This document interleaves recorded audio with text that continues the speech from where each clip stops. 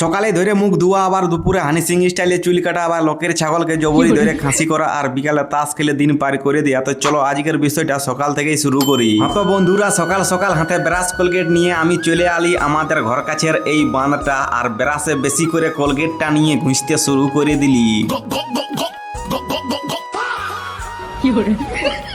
পেঁদা পেঁদি মুখটা ধুয়ে ঘর আসে সকালের নাস্তা রুটি বিস্কুট কড়কড়ি খাইয়ে আমি চলে আলি আমাদের ছাদ। আর সকাল সকাল চারপাশের দৃশ্যটা দেখো কত সুন্দর, শান্ত শান্ত ভাব লাগছে। তখনই দেখি ছাদের উপর তুমি ময়লা জমে আছে, তাই হালকা করে ঝাড়ু দিয়ে দিলি। আর এইবার দেখো ছাদটা কত সুন্দর দেখতে লাগছে। কিছুক্ষণ পর আমার কেটিএমটা নিয়ে আমি বেরিয়ে যাই মোড় আমার ভাগ্নিকে নিতে। ভাগ্নিকে নিয়ে আসে ঘরে বসে বসে ভাবি সালা দাড়িটা দিনকে দিন লালেই হচ্ছে। তখন ভাবলি तेरा तो गेम बजाना पड़ेगा। তখন আমার কেটিএমটা নিয়ে সাথে বিশ্বজিৎকে নিয়ে আমি চলে আলি ব্যাংক। তবে আমি নাই, বিশ্বজিৎ টাকা তুলবে।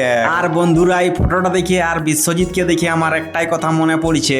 19-20 का फर्क है, 19-20 का फर्क है, 19-20 का फर्क है। তারপর আমরা চলে আলি মেডিকেল। এই ওষুধটা নিয়ে বরাকর রোডের মজা লিতে লিতে চলে আলি সেলুন। আসে দেখি বেশি ভিড় নাই, মাত্র দুজন আছে। তাই শেষবারের মতন হালকা করে চুল দাড়ি গিলা ছুঁয়ে বসে গেলি চুল কাটাতে। এইদিকে মিস্ত্রি সার্ভিসিং কাজ শুরু করে দিল, আর ফাইনালি পুরনো গাড়ি নতুন হয়ে গেল।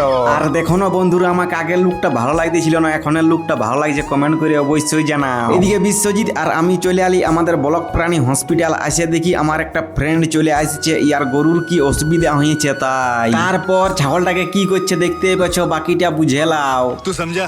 हाँ।